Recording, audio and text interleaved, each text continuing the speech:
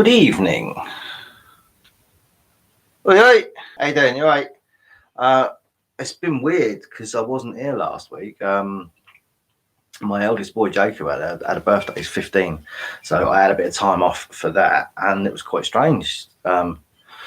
Taking a week or so to come back, I felt like it was a gap. I felt that a bit of that me time was missing. So I'm guessing nobody else missed me. You know, that's not how this shit works. Most people would have watched this. I've seen in that time anyhow. So, hello, welcome back. If you're not one of those people, it's good to be back. I'm glad to be here. Impermanence is what I'm talking about tonight. I noticed I'm a bit keen on mandalas, so I've got them dotted around everywhere. I've probably got one tattooed on me, to be fair. Real intricate patterns, symmetrical patterns, often in a circle, and they have usually something which is replicable. So you've got a small shape that is replicated many times, which is a play on is about how we as a species, as anything with sort of DNA in it, actually not just a species, but anything living has got cellular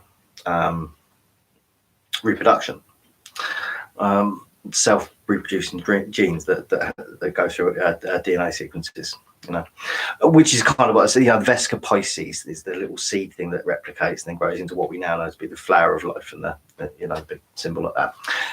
Which is a lot of what it's in, but that's not what we're talking about tonight. That's just all interesting stuff, which is an aside, and you can go and fucking read that for yourself, or not, as the case may be. Sorry, it's been a long day, so I just shaved my dome before I started. So if you've got any glimmer off of that, my apologies. So I'm really big on mandalas. So why do I bring that up right now? A couple of weeks ago, what do I do, guys? Got a podcast going on, so I got no topic, as is customary with the Gonzo podcast. There's no topic that's dealt with. It's just fucking make it out on the fly. But I usually ask somebody to give us a feel for what they want to do with the day. I have kids around, and my eldest daughter, Faith, who is by all accounts she's fucking nuts. She said, "Why don't you do one on mandalas, Dad?" Well, yeah, cheers for that. I don't think anyone in their right mind would be able to talk about a mandala at length, you know.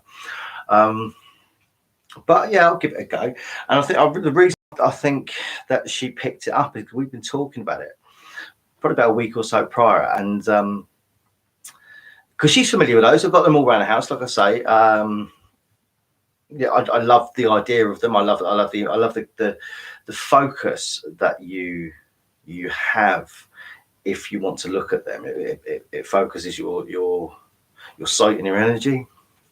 There's a balance that runs through it, which I think is something which talks about life, or an ideal of life, perhaps.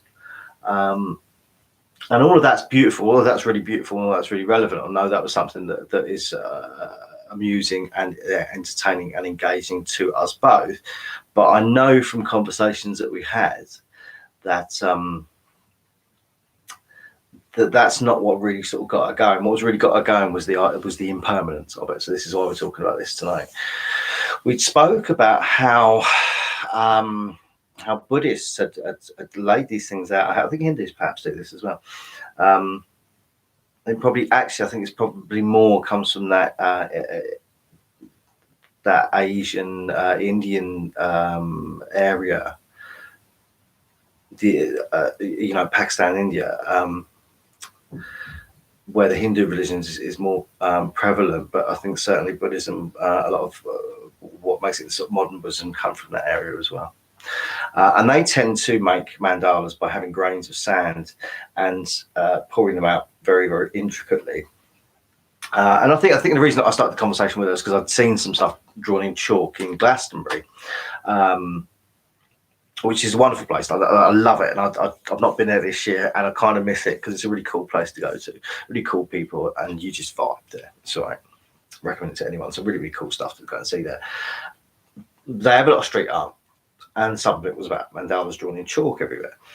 And I was trying to get to understand that these things are really delicate, really intricate, got so much symmetry and so much balance to them, and the most wonderful things to look at for all of the different shapes, complementary shapes, and the movement it all seems to have in these still images, which look and for all intents and purposes take hours to create. And I'd say the Buddhists do this with sort of grains of sand, handfuls of sand, and they sort of sprinkle it out to make the shape, and can spend hours, perhaps even days, making these things. So this is where we're going to, and when they're done, they sweep the fucking things away, and the chalk paintings made on the floor is fucking washed away. And I couldn't, try and get this into the mind of an 8-year-old girl. Couldn't get her to understand why the fuck people would do that. Yeah? Why would you make something so beautiful, precise, and intricate, delicate, and so much symmetry and so much involvement in that piece that you spend? Why would you do that just for it to go away? Why would you do something as beautiful as life if it's going to end? And my take on that, to have a conversation with her, was that it's about us not getting too precious on the things that we make, the things that we do, the things that we are, because those things won't last. Nothing lasts. There is nothing permanent to what we have. The only certainty we have is that we will die, and that others will be born, perhaps ourselves, but that's a topic for another day. But the only certainty we have is that we will live, we will die, and then others will come along after, and they also will live and die, and that cycle will continue. Okay, so there's that wheel thing with the mandala.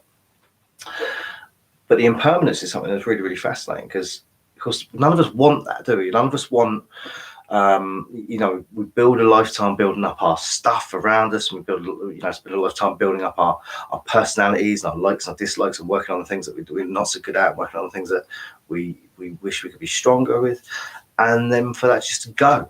And it kind of seems like, what was the point? In a very human way, that we put so much pressure on the continued presence of something, that the idea of it not being gone, not being there anymore, for it to go, it seems to be really at odds with everything that we are. If we're here to create, why would it then be destroyed? So we tussle with that so much. We wrestle with that idea so much, and this is why I think a lot of ancient religions, ancient philosophies deal with impermanence, because nothing fucking lasts. It was 1 minute. So I just noticed I switched some shit on that didn't need to be switched on. So excuse my weight as well. So nothing lasts. Okay, that's something that we know, we understand, we get, but we wrestle with that so much because it's kind of at odds with, well, we fucking put all the effort into building this up. Why then would it end? And I think the ancient religions were clued into the idea that our creator, as they would see it, was not precious about the creation, was not precious about something being made so well that it has to remain. And that's something very much of a human idea about how things should be. And I think that's why a lot of the major religions go back to impermanence, something we need to get our head around to be able to live a full life. You've got, to take Christianity, there's a few sort of elements in the Bible where that comes up. I think one of the few examples of Jesus writing, Jesus direct communication in the Bible was, and he wrote something in sand. And I think, as the story goes, his back was probably to people, as he couldn't see directly what he wrote, and it was written in sand, and then it was swept away. So, these Western culture, certainly these words that were probably the most important words to be spoken by any individual in the history of ever, they had no permanence to them. They didn't last. Their message was something that was immediate, and I think that's very telling. I think that's very telling of the one example of Jesus's words, being directly written to be communicated, that they weren't permanent. And I think that's really, really fascinating in a one of the oldest books. Okay, that one of the few people that you'd be interested to see what he did write. You can't, because it didn't last. I think that's really interesting, really telling. And then was consider the lilies stuff, and I think this sort of goes into a lot of what the like Eckhart Tolle is very trendy the last sort of 20 years or so with the power of now stuff. So talking about not positioning our core identities in a version of us that's in the future that we can't yet attain, and we can't necessarily control, and a version of ourselves in the past which has been, and we cannot control that. So we all live in the moment. So I think there's something very much about impermanence with that. There is that sort of carpe diem stuff, seize the day, appreciate the moment, make the most of what you got now. But I think it is deeper than that. I think it is deeper than just let's make the most of the shit we've got in front of us. I don't think it was necessarily that they're not the deep spiritual meanings of those things, because that's very sort of egocentric still. And I'm not sure any of the ancient religions or any of the monotheistic religions that carry this theme forward were talking about something which is egocentric. I don't think it was saying like, play with the hand you dealt and good luck to you and you win. I don't think it was about that at all. I think it was something much more along the lines of that our sense of self and our sense of being is just so small in the grand scheme of things, that we ought to be humbled at every point. Before I came to any faith at all, I really, really struggled with this idea of being forced to be humbled over something. I'll fucking choose when I'm going to be humble. Thanks very much. Which, of course, is not very humble. Yeah. But there is something great about that act. Actually, something great about that act when you stand in front of the world, the universe, the cosmos, whatever you want to see it, and say like, oh, shit, this is bigger than me. Even when when you think of sort of in a political sense, my wants and desires are great, they're fine, and that they're valid. But look at everybody in the spectrum that is affected by these decisions. Therefore, I'm just a small part in that. So that this being humbled thing, this realizing that what it is that we've got is not something which is continuously fucking amazing, puts us in a situation where we are much more accepting of the environment, much more accepting of the people around us, much more accepting of our sense of ourselves in a history, in a timeline, that we don't go down some route where our egos are running rampant with themselves and we make ourselves out to be fantastic fucking creatures. I think a lot's to be said for the cycle of life, and that's something that that understands and helps us to navigate the idea of impermanence. That you are at any given point, you're in a position on that cycle of life. You take the acorn, a great symbol that used quite a lot. Seed grows to tree grow, turns to seed, goes into the earth, and that cycle repeats. And I think that's something which is important for us to understand. It's important for us to get that we have a place within that this moment is just it's just a little time and space occupying something much, much greater temporarily. What the thing that we are now, the thing that we occupy now, the space that we're in, the time that we're communicating what we are within that space is temporary.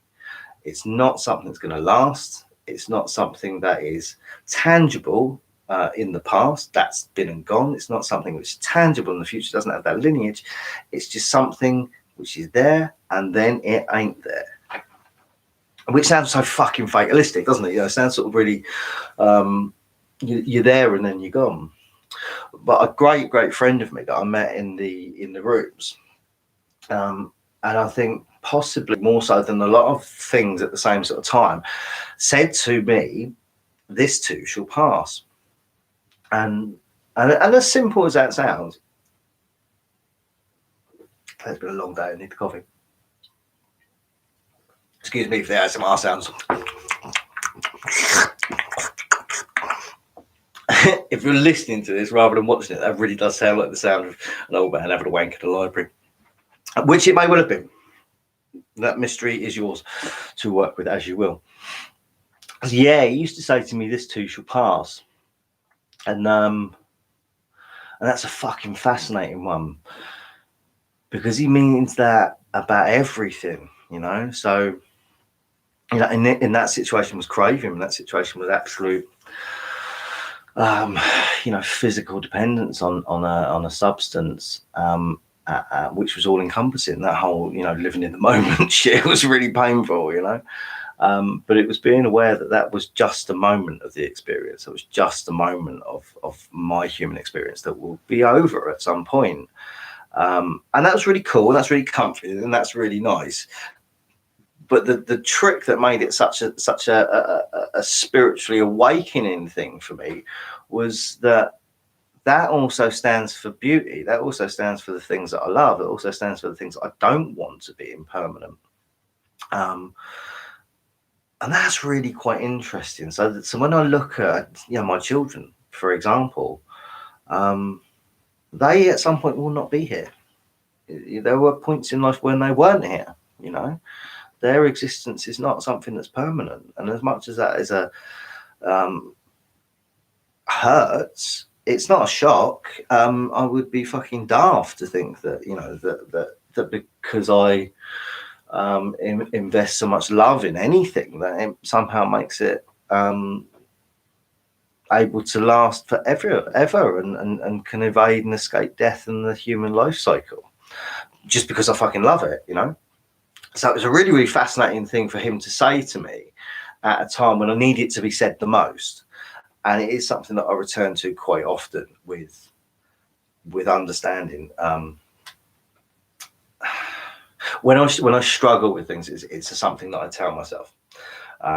So it is really helpful for that. When I also get too emotionally invested in things, I use it to get some distance, to humble myself, essentially. You know, I fucking fall in love every 20 minutes. I'm a nightmare for it, you know. I'm very loyal, fiercely loyal to friends. But those things pass too. They might pass in a lifetime, might pass during the course of a conversation. If it's falling in love with someone, they usually pass by the time I've finished and rolled over. Nothing is permanent, nothing lasts. And that's cool. That's okay. That's where we're at. That's completely as it was meant to be. It's completely as it will be. But we wrestle with that notion so much, you know. We get so precious on the things that we create, that we want them to have not just some sort of longevity, but some immortality, you know. And I think that's very true of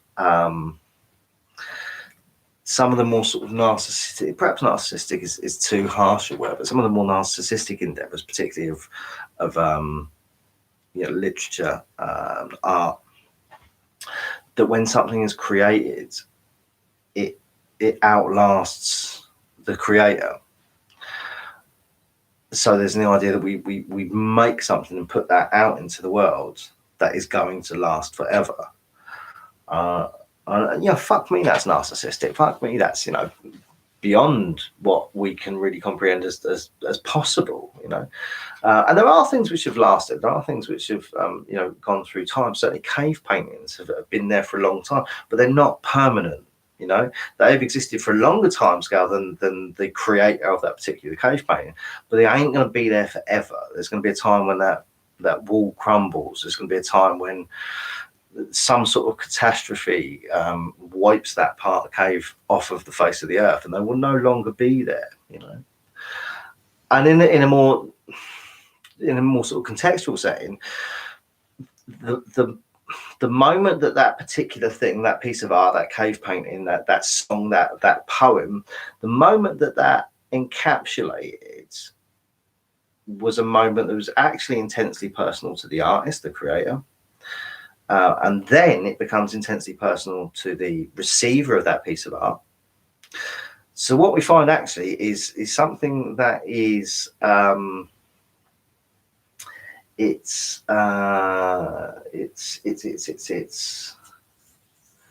abstract. There is an abstract moment where art exists between the artist and the creation, the artist and the piece, and also the artist and the receiver. It's an abstract moment when that art is alive, and that ain't permanent neither, because once you've had that, it's then gone. The next person to receive and respond to that piece of art or a piece of music or that piece of poetry, their moment then is happening, and then that's gone. Okay, so the artifact may be there for some time, not forever, but for some time, much longer than those who have engaged with it. But those abstract moments where that art is alive are not permanent. They've happened. They've gone. You know. So even that doesn't last.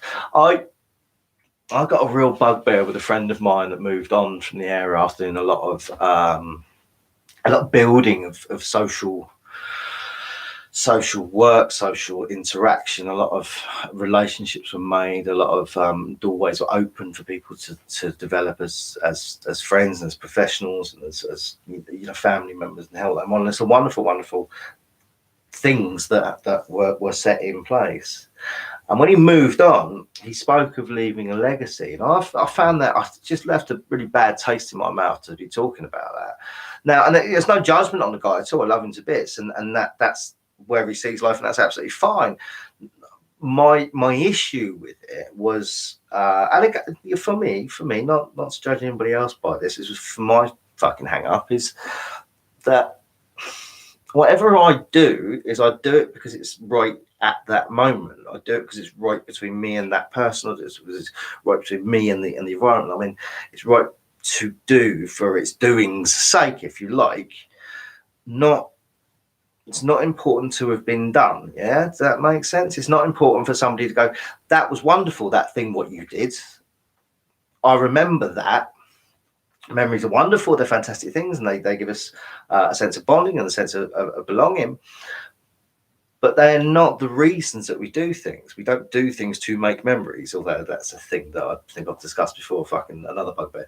We don't do things to make memories. We do things because they're the right thing to do at that time. They're necessary in that time. And then you move the fuck on from them. So, yeah, you might find people that leave a legacy. I've got a lot of heroes, a lot of religious icons too, and there is a legacy from their actions, their behaviors, and their philosophies that they shared. There's no two ways about that. But I'm not sure that those things were said with the express purpose of leaving those for other people. Yeah, I think, like I say, without being narcissistic, there is that intent to that. But I think it was more about changing the time, changing the environment there and then, changing the people that are engaging with those things there and then. I think that to me is the real key to behaviours that make differences in the world. They're not about being remembered. They're about making the differences there and then. And if somebody remembers them for a while, that's fucking great. So, okay, left a bad taste in my life that you would be doing something with the intention of making a legacy for yourself. Because I'm not sure whether leaving a mark on something is helpful for anybody. I don't see what difference that makes. But again, as I say, if that's where you're at. That's where you're at. That's cool. We just go about things in different ways. There's no judgment with that. I just wonder what the fuck you do it really. I say that there's two deaths. The first is when you die physically, and the second is when everybody that remembered you also dies, so that memory of you is gone. Which is really beautiful and really sad. And I like it. It's a very romantic way of thinking of ourselves. Oh my God, how egocentric.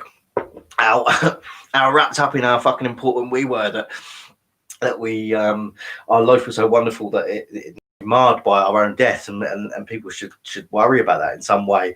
And then, oh my God, how awful it is that our memory would be gone when other people that remembered us didn't weren't around anymore to have that memory.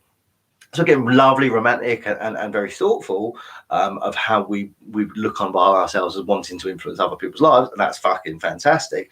But also, actually, mate, you know, your life is it's no more worthy than anybody else's life. And actually, in terms of how the cosmos may or may not work, one individual human potentially is no more useful to how the cosmos is made than individual cells in a body, perhaps, you know. And had we had every individual cell in the body spent their time mourning one another, then perhaps they would have been far too egocentric to continue to make life replicable, so we could all have our experiences of ourselves.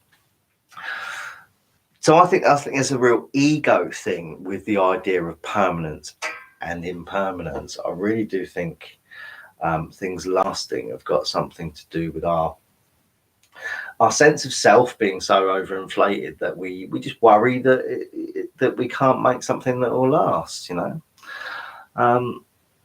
Am I hypocritical when I say that? Yeah, fucking right. Yeah, you know, like anybody, I want to make an impact in people's lives right now.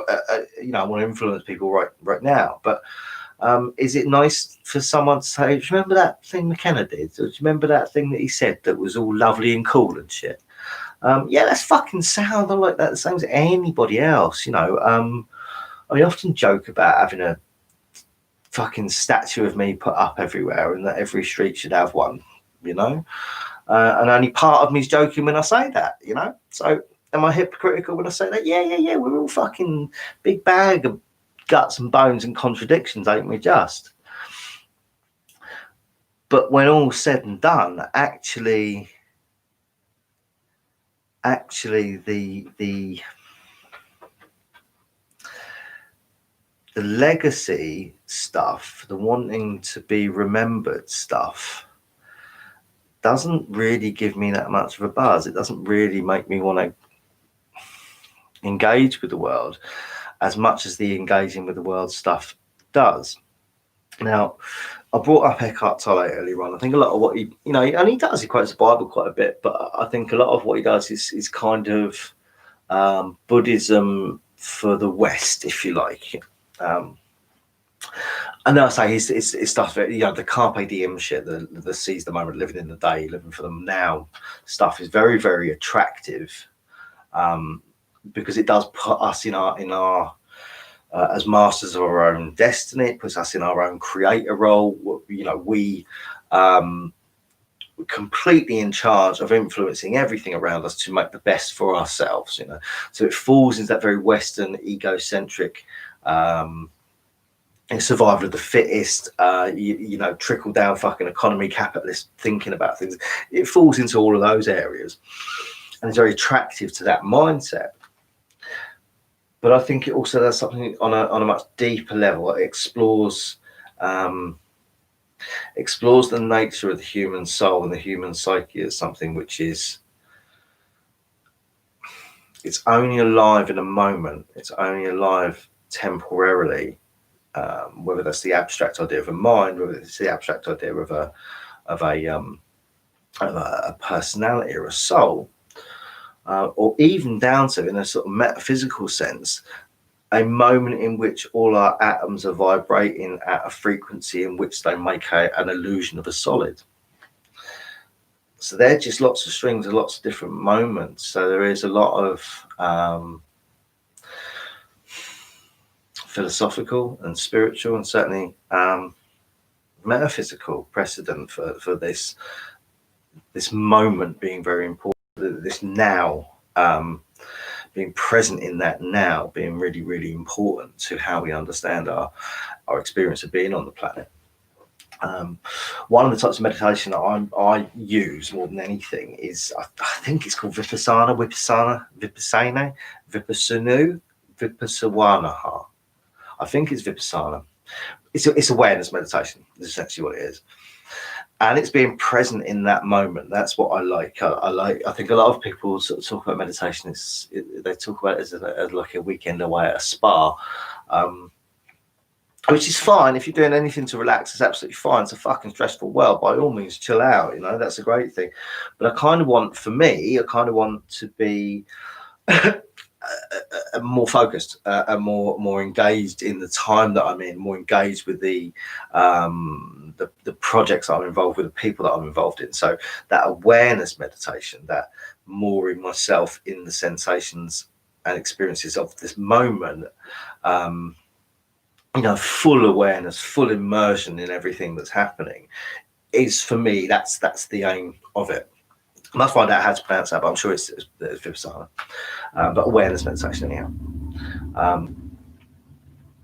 So yeah, Eckhart Tolle becomes really, really trendy for those reasons. But because actually it speaks to something much, much deeper in us that we want to be spoken to, like we want to be, we want to understand our position in the universe as integral, as an important, but not from an egoic sense of the world centers around what I think and feel and believe, but the world centers around all of us being ingrained in that moment together, unified sort of oneness. That we are all atoms vibrating at a frequency that gives us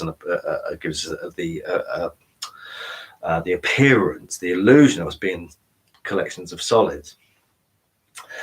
So it does speak to something that we want to know in ourselves. Now,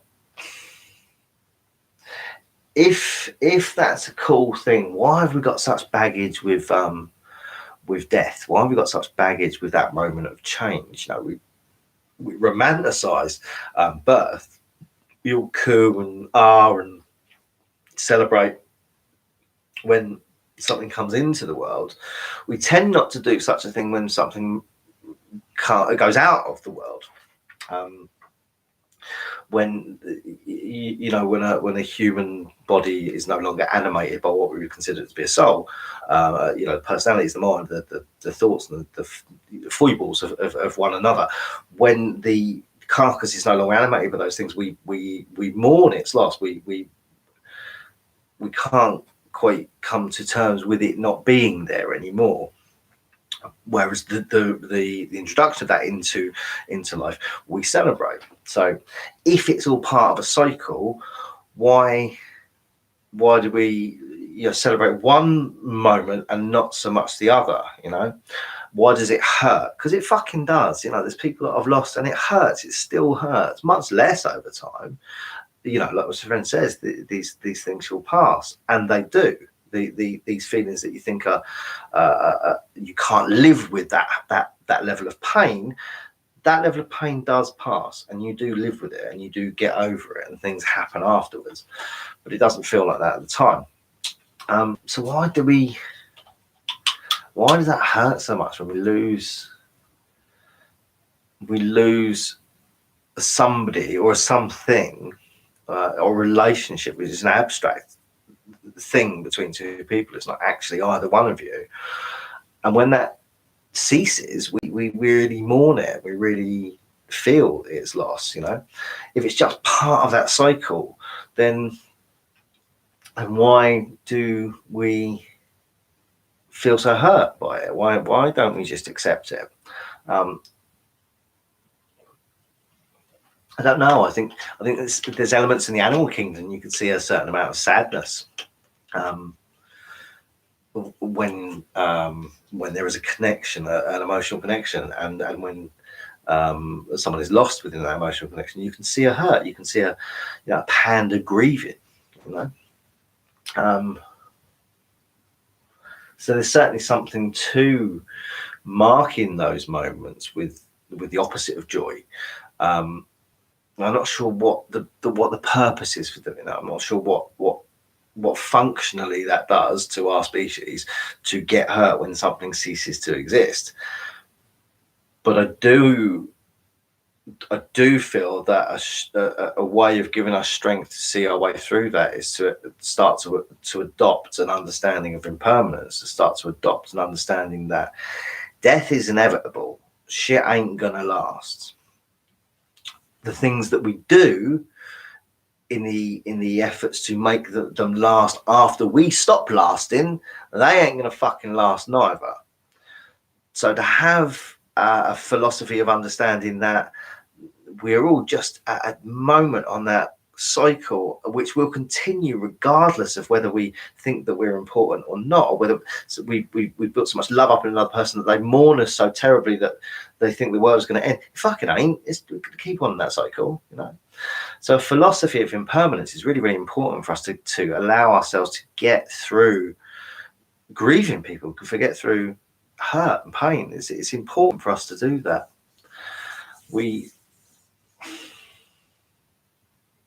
I always like, you know, the time-lapse films of watching something degrade over time. And I just think it's quite fascinating. Was it entropy? Is it when something starts to die in and of itself? And it's a really interesting thing to watch those things, to watch decay happen.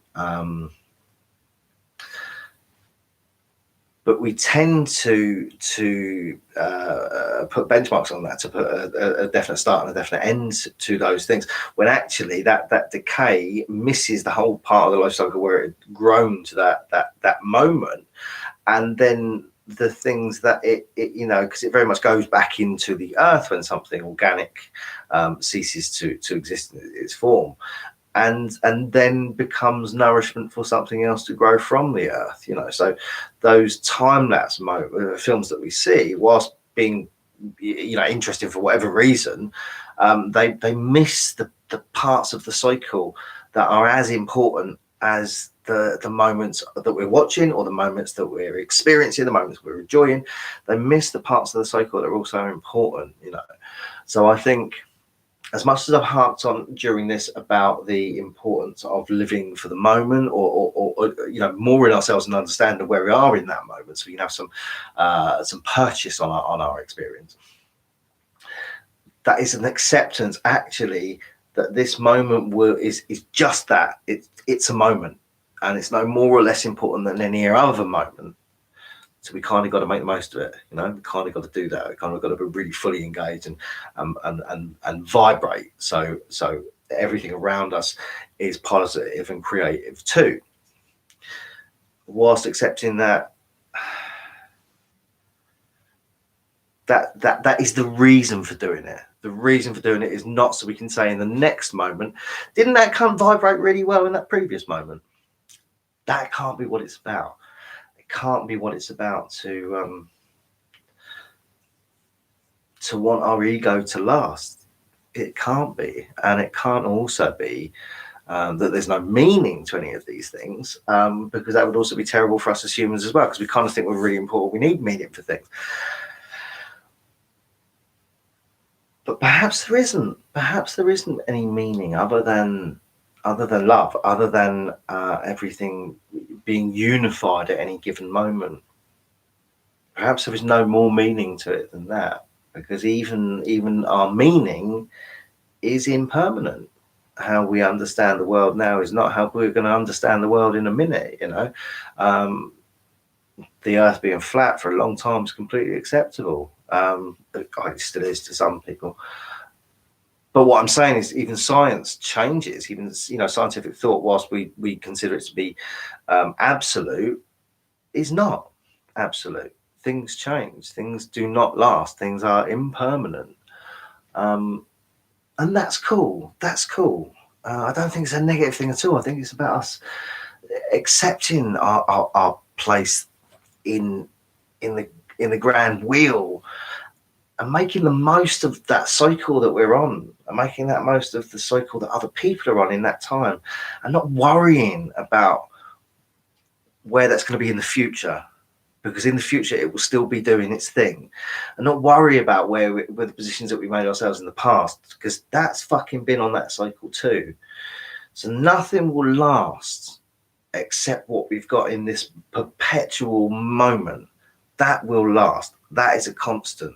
This moment right now is the only thing that we have, and it's the only thing that is important, because we can't influence things in the future. We've missed the chance of influencing things in the past, but we can influence them right this second. So I think that's where I'm going with that. I hope that was a something for you. Like I say, my daughter threw me a curveball in there, talk about mandalas. That gets me going on impermanence. I think that's what it's all about. You make this very, very intricate fucking pattern. It takes you absolutely hours of days to do it, and then you just sweep it away as though it was nothing, because at the end of the day, that's kind of what we are. Beautiful creatures made up in such intricate ways that we could never go about doing just by our own human design of how to make things. And then like that, we're gone, which seems so cruel, but it only seems cruel if we consider ourselves to be more important than everything else, you know? So a notion of impermanence, as seen in a lot of ancient traditions, ancient religions, and a lot of the monotheistic religions that we still have around us popularly today, and in philosophy that exists outside of religious doctrine, talks of impermanence as something being really, really essential to us understanding our position and understanding the importance of our own ego or not thereof, you know.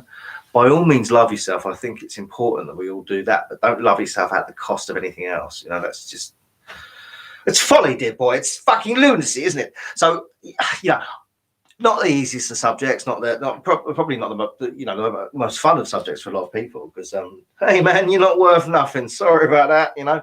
So I hope I've done it some justice. Well, it don't really matter if I have or not, does it? Don't really make a difference either way. I hope I've done it some justice. I did really miss not being here last week, but I had a lovely day with the boy, and that was really important because we got no one else other than us two. It was really, really important that I did that. No reason why I shouldn't be back next week. But you know, anything can happen, so we'll see what happens. If you've got an idea, chuck it towards us, because I haven't got the faintest idea. 7 days for me to come up with something. I probably won't. If you've got an idea, chuck it to me. If not, just go about your world in the ways that you want to, and make it fucking successful for you. Make it successful for those around you. Those, you know, we're talking a lot about bubbles at the moment. Make sure whoever's in your bubble is having a good time, you know. Make sure whoever's in your bubble is having a bubble. What else can we do but to laugh, you know? Make sure it's cool. And if you can't make people laugh, you can't make people feel loved, just fucking stay indoors. Stay the fuck away from people, you know what I mean? If you can't bring anything to the table that's positive, you just want to bring people down, stay the fuck away. I mean, it's that simple, right? Have a good one. It's fucking lovely talking to me with the idea of talking to you by proxy. I will do it again because I fucking love doing this sort of stuff. So chuck us an idea, that'd be great. We'll run with that. Or not, whatever, it's all groovy, I don't care. Have a good one. Love all of you, whether you watch or not. I literally love all of you, and I wish only the best for everyone, including people that have done me wrong, including people that I've done wrong and have not found it in their hearts to forgive me, including people that I'll never meet. I genuinely love you all. Okay. God bless.